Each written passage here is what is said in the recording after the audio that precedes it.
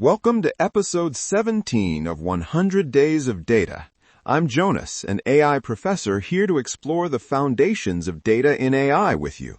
And I, Amy, an AI consultant, excited to bring these concepts to life with stories and practical insights. Glad you're joining us. You know, sometimes the simplest things in data are the most powerful. Today, we're diving into something that often hides in plain sight, JSON.stringify. That little function might sound like tech jargon, but trust me, it's one of those backstage heroes that makes data talk across systems and teams smoothly. Right. Let's start at the beginning. JSON.stringify is a function primarily used in JavaScript that converts a JavaScript object or value into a JSON string. Think of it like translating complex nested data into a neat text format everyone can read. That translation is huge in the real world. Imagine you're working in automotive manufacturing. Cars are packed with sensors creating streams of data, speed, temperature, engine status.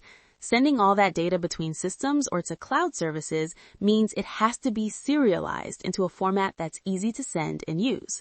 JSON.stringify helps package that data perfectly. Exactly. The key idea here is serialization, which is the process of converting data structures or objects into a format that can be stored or transmitted, and then reconstructed later. JSON, which stands for JavaScript Object Notation, is a lightweight, text-based format that is easy for humans to read and write, and easy for machines to parse and generate.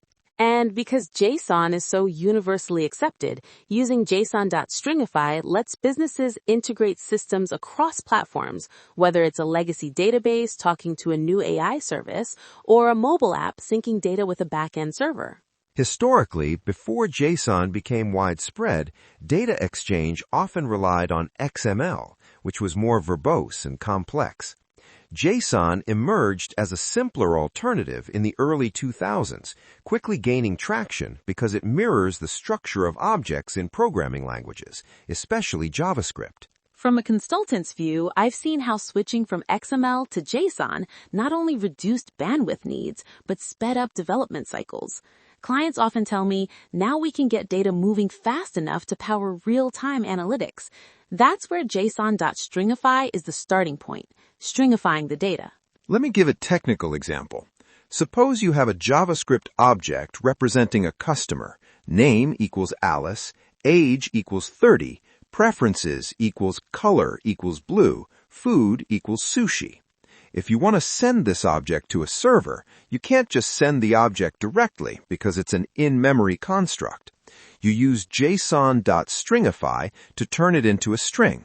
Curly bracket, double quote name, double quote colon, double quote Alice, double quote comma, double quote age, double quote colon, 30, comma, double quote preferences, double quote colon, curly bracket, double quote color, double quote colon, double quote blue, double quote comma, double quote food, double quote colon, double quote sushi, double quote, curly bracket, and curly bracket.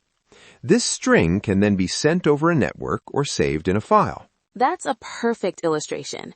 And in healthcare, for example, when patient data systems need to communicate, they often convert their records into JSON strings. This way, new AI models that analyze patient outcomes can consume the data without worrying about platform differences. Something else worth noting is that JSON.stringify can be customized. It accepts a replacer function or array that controls how object values are stringified, or a number to specify spacing for pretty printing. This flexibility means developers can filter sensitive data or format output to be more readable. That customization is a lifesaver. I remember a retail client who dealt with customer data privacy. Using a replacer function in JSON.stringify, they stripped out personally identifiable information when sharing data with their marketing AI platform, balancing data utility with privacy compliance. There are some limitations to be aware of. JSON.stringify can't serialize functions, symbols, or certain complex types like map or set directly.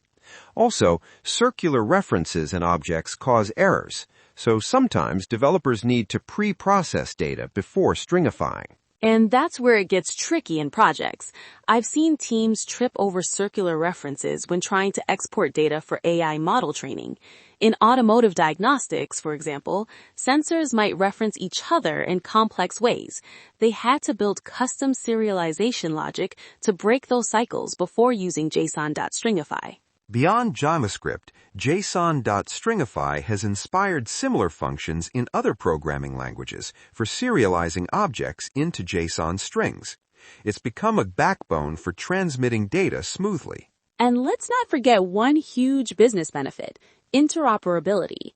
JSON.stringify helps bridge gaps between different software stacks, cloud services, and AI tools.